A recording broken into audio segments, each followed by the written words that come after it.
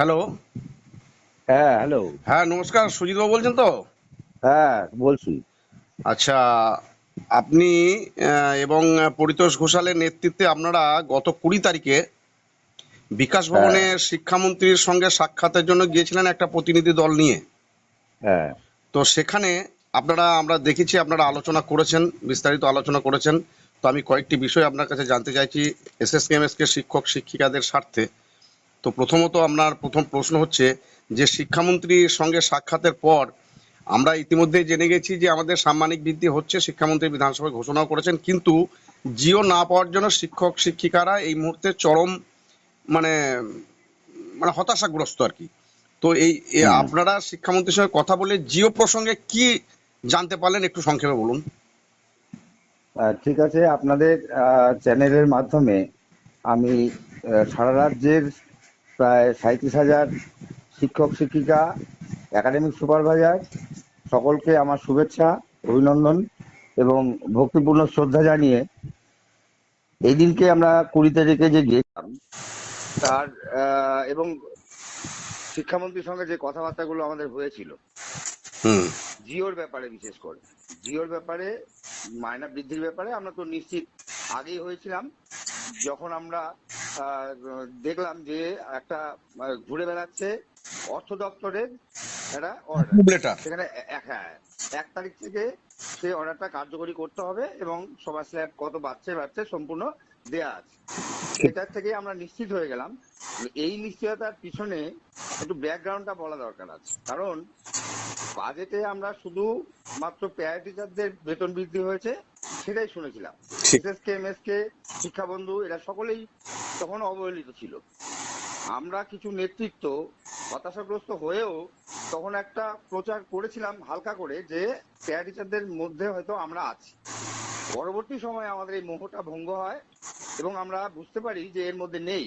তার কারণও আছে, কারণ যে একেবারে নেই তা না, বিভিন্নভাবে খবর টবর নিয়ে যখন মোটামুটি বুঝতে পারলাম যে খবর সঠিক কোথাও পাচ্ছি না, তখন আমরা বিরোধী যে সাংসদগুলো আছে যারা বিধানসভায় আলোচনা করবে বাজেট বক্তৃতা নিয়ে, সেখানে আমরা দুটো বিধায়কের কাছে আমরা এই প্রস্তাবটা রেখেছিলাম যে আমাদের ব্যাপারটা উত্থাপন করতে হবে, নওশাদ সিদ্দিকী এবং মুস্তাফিজুর রহমান রানা। ঠিক ঠিক তো। তা ও ভদ্রলোক দুজনাই বিধায়ক আমাদের কথাগুলো বিধানসভায় আলোচনা করে। আমি এই সোর্সেই ওখানে আলোচনায় দিয়েছিলাম যে আলোচনায় যদি আমাদের সত্যি সত্যি মায়না বাড়ে, তাহলে শিক্ষামন্ত্রী বা মুখ্যমন্ত্রী বলবেন যে আপনারা এই আলোচনাটা করছেন কেন, এদেরও বাড়ানো হয়েছে। যখন আমি দেখলাম যে এরকম কোনো কথা সরকারের তরফ থেকে আসলো না, তখনই বুঝতে পারলাম যে আমাদের মায়নাটা মোটেও বাড়েনি। ঠিক। এবং তৎক্ষণাৎ আমরা চিন্তা করলাম যে মুখ্যমন্ত্রীর সঙ্গে সর্বোচ্চ জায়গায় সাক্ষাৎ আমাদের প্রয়োজন আছে।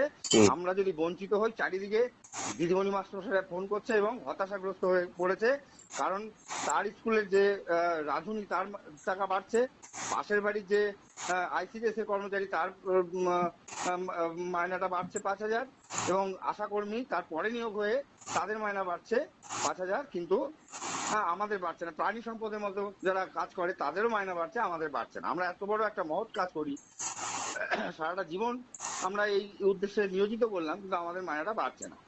ফলে আমরা মুখ্যমন্ত্রী বাড়িতে যাওয়ার মনস্থ করলাম এবং গেলাম। সঙ্গে আপনিও প্রতিনিধি হিসেবে গিয়েছিলেন সেদিন। ঠিক ঠিক। আমাদের সঙ্গে গিয়েছিলেন তরুণ সামন্ত, পবিত্র সামন্ত, আপনি ছিলেন, হুম। উদয়দা ছিল।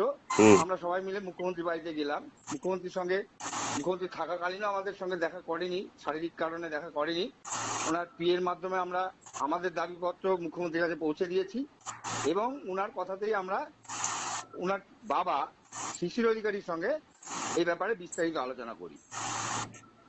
শিশির অধিকারী আমাকে ফোন নাম্বার দিয়ে ব্যাপারটা পরবর্তী সময় জানাবে বলে আমাকে ফোন করতে বলেন। হুম। হুম। আমি সেই মতো করে যখন জানতে পারলাম যে শিশির অধিকারী স্পষ্টই বলেছিল হ্যাঁ বাজেটে আপনাদের নেই, আপনাদের নাম নেই, সত্যি সত্যি আমি বলেছি, আমি অর্থমন্ত্রীকেও ডেকে এ ব্যাপারে আলোচনা করেছি যে এদের মাইনেটা বাড়ানো দরকার, এরা অনেকদিন থেকে ডিপ্রাইড হয়ে আছে। এখন যেটা হচ্ছে সেটা হচ্ছে বিধানসভায় আপনাদের ডিপার্টমেন্টাল যে বাজেট গুলো তৈরি হচ্ছে তাতে করে আপনারা সবাই ঢুকে যাবেন, আপনাদের কোনো চিন্তা নেই।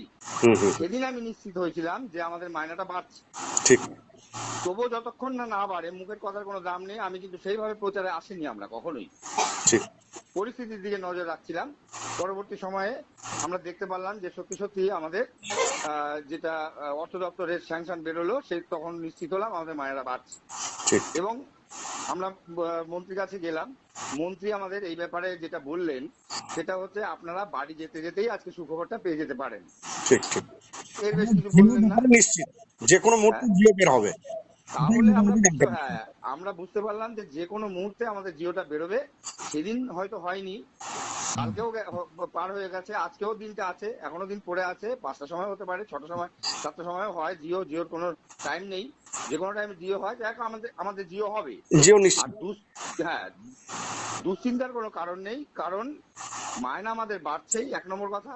2 নম্বর কথা, যদি এই টাইমে জিওটা না দিতে পারে, যদি আমরা আগস্ট মাসের বেতনের সঙ্গে বর্ধিত যে টাকাটা 5,000 টাকাটা না পাই, তাহলে সব দিদিমণি মাস্টারদের এইটা মনে রাখতে হবে যে আমরা পরবর্তী মাসে এরিয়ার হিসাবেও টাকাটা পাবো। সুতরাং আমাদের আমাদের টাকা বাড়ার ক্ষেত্রে আর কোনো কোনো অনিশ্চয়তা নেই। নিশ্চয়তা নেই।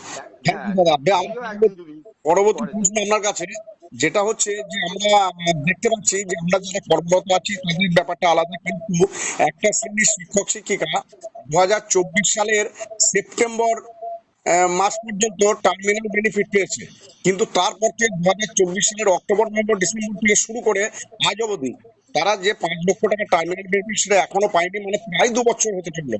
তো 65 বছর বয়সে অবসর গ্রহণ করার পর তারা এমনিতেই অসুস্থ হয়ে পড়ে, ওষুধের পয়সার প্রয়োজন, সেক্ষেত্রে তারা কি মানে জীবিত থাকা অবস্থায় এই টার্মিনাল বেনিফিটটা পাবে, এই বিষয়ে কি শিক্ষামন্ত্রীর সঙ্গে আপনাদের কোনো আলোচনা হয়েছে? একদম ব্যাপারটা ঠিকই বলেছেন যে 2 বছর ধরে আজকে টার্মিনাল বেনিফিট অবসরের পরে যে টাকাটা পাওয়ার কথা 5 লক্ষ টাকাটা, সেটা পাচ্ছে না। আর 1 মাস হলেই 2 বছর হয়ে যায়, পুরোপুরি 2 বছর হয়ে যায়। ঠিক। সেই জায়গায় সেই জায়গায় আমাদের যেদিন আমাদের এমন ধরনের চাকরি, আমাদের যেহেতু ইপিএফ কাটা হয়নি এ পর্যন্ত, আমরা সেই দাবি প্রতিষ্ঠিত করতে পারিনি, এবং হচ্ছে কি আমাদের যেহেতু ভাতা দেওয়া হয় না, তাহলে যেদিন চাকরি শেষ হলো সেদিন থেকে সে শূন্য হাতে হয়ে গেল। ঠিক। এরপরে 5 লক্ষ টাকাটা সে যদি পোস্ট অফিসে ব্যাংকেও রাখে, তাহলে মাসে 3,000 টাকা তার ওষুধের খরচা হয়। সুরা হয়। সেই মানে সেই টাকাটা পর্যন্ত আজকে 2 বছর পাওয়া যাচ্ছে না। পুরোটা দায়ী হচ্ছে পূর্বের সরকার। এই সরকার তো 3 মাস এসছে। যাই হোক, সরকার পরিবর্তন হওয়ার পরে আমরা মন্ত্রীর কাছে সেই দাবিটা রেখেছিলাম, মন্ত্রী নোট করে নিয়েছেন। আমরা আমাদের যেই দাবিগুলো আমরা করেছি, মন্ত্রীর খুব পছন্দ হয়েছে, দাবিগুলো আমাদের সামনে সব নোট করলেন, ঠিক। করে বললেন ঠিক আছে, এই যেগুলো আমার ডিপার্টমেন্টাল দেখার বিষয় সেটা আমি দেখছি, এটা কত তাড়াতাড়ি হয়ে যায় এটা। তবে আরেকটা সূত্রে আমার খবর আছে যে নবান্ন থেকে গত মাসের 13 তারিখে এই টাকাটা কিন্তু স্যাংশন হয়ে গেছে। আচ্ছা। এইবার প্রসেস, এই সরকার কোনো টাকাটাই ভায়া হয়ে দিতে চাচ্ছে না, ফলে এদের টাকাটা কিভাবে দেবে, কি ব্যাপার, কি প্রসেস চলছে, যা হচ্ছে, টাকাটা এখনো বিকাশ ভবন থেকে ছাড়িনি, এটাই মূল কথা। তবে এই টাকাটা হয়তো খুব তাড়াতাড়ি শীঘ্রই পাওয়া যাবে। অ্যালট হয়ে যাবে। হ্যাঁ, আচ্ছা, আপনার কাছে আরেকটা প্রশ্ন আমার, যেটা হচ্ছে আপনারা নিশ্চয়ই দিয়েছেন, এটাও নিশ্চয়ই দাবিটা রাখা উচিত, যে এএস দের 3% ইনক্রিমেন্ট যখন আমাদের এসএসকেএমএস কে শিক্ষক শিক্ষিকাদের হয়ে গেল, হ্যাঁ প্রতি বছরই ফেব্রুয়ারির মাঝে হচ্ছে, কিন্তু এএস দের ক্ষেত্রে সেটা হচ্ছে না। তো সেই ব্যাপারে কি মানে এস বলতে একাডেমিক সুপারভাইজার, তো সেই ব্যাপারে কি শিক্ষামন্ত্রী কোনো প্রতিশ্রুতি আপনাদের দিয়েছে? এটাও খুব দুঃখের খবর যে 2022 সাল থেকে আমরা এই পূর্বের যে সরকার তাদের ঘোষণা অনুযায়ী 3% আমরা এসএসকেএমএস কে সব মাস্টারমশাই দিদিমণিরা পাই। বাদে হচ্ছে আমাদের সঙ্গে জড়িয়ে সামান্য 492 জন এখন আমাদের রাজ্যে এএস আছে। ঠিক। সেই 492 জন, এই সামান্য সংখ্যা 3% হলে এমন এই সরকারের এগুলো টাকাই না, খুবই সামান্য। কিন্তু কোনো একটা আধিকারিকদের গাফিলতির জন্য এই টাকাটা আমরা আদায় করে দিতে পারিনি। পূর্বের যে সরকার ছিল তাদের যে আধিকারিক ছিল, সেই আধিকারিকরা যত টাকা আমাদের কম দিতে পারে ততই যেন সরকারের কাছে তারা ভালো আধিকারিক ঠিক। হিসাবে তারা কাজ করেছে, ফলে আমাদের এই সামান্য টাকাটা আমরা আদায় করে দিতে পারিনি।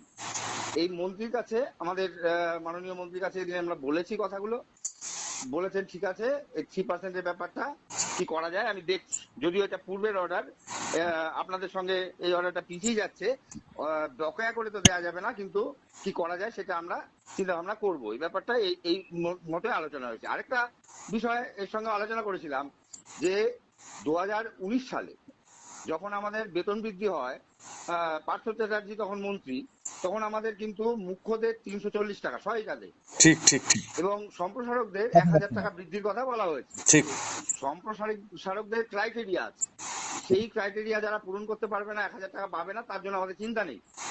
কিন্তু প্রথম যে সহায়িকা সেই হচ্ছে মুখ্য সহায়িকা, ঠিক সুতরাং তাকে 340 টাকা দেওয়া হবে। অর্ডারটা হয়েছিল, জিও হয়েছিল, কিন্তু প্রত্যেক বছর ফেব্রুয়ারি মাসে যখন টাকা বাড়ে সেই টাকাটাকে পর্যন্ত বাড়িয়ে টাকা দেখানো হয়, কিন্তু দুর্ভাগ্যের বিষয় দিদিমণিরা একটা টাকাও হাতে পাননি। ঠিক আছে, এই ব্যাপারটাও আমরা মন্ত্রীর সঙ্গে কথা বলেছি। অসংখ্য আমরা ধন্যবাদ যে আপনাকে। কোনো মূল্যে 19 সাল থেকে যারা চাকরি করেছে তাদের এই টাকাটা পাইয়ে দেওয়া চিন্তা করব আমরা। মন্ত্রীর কাছে বলেছি, মন্ত্রী বলেছেন ঠিক আছে। এমন ব্যাপার দেখুন, এখন এই মুখ্য কথাটাই সরকার আস্তে আস্তে আস্তে তুলে দিয়েছে। কথা ছিল যে প্রথম সহায়িকা সে মুখ্য হবে, পরবর্তীতে উনি রিটায়ার হয়ে গেলে যে দ্বিতীয় সহায়িকা তিনি আবার মুখ্য হবেন। এখন সবাই টিচার ইনচার্জ সহায়িকা দিদিমণি, কিন্তু কাউকে মুখ্য কথাটা রাখছে না ওই টাকাটার ভয়েই, আচ্ছা আচ্ছা, যাতে জিওটা ডিসমিস হয়ে যায়। ঠিক কিন্তু এটা আমরা ধরবো, ভালোভাবেই ধরবো।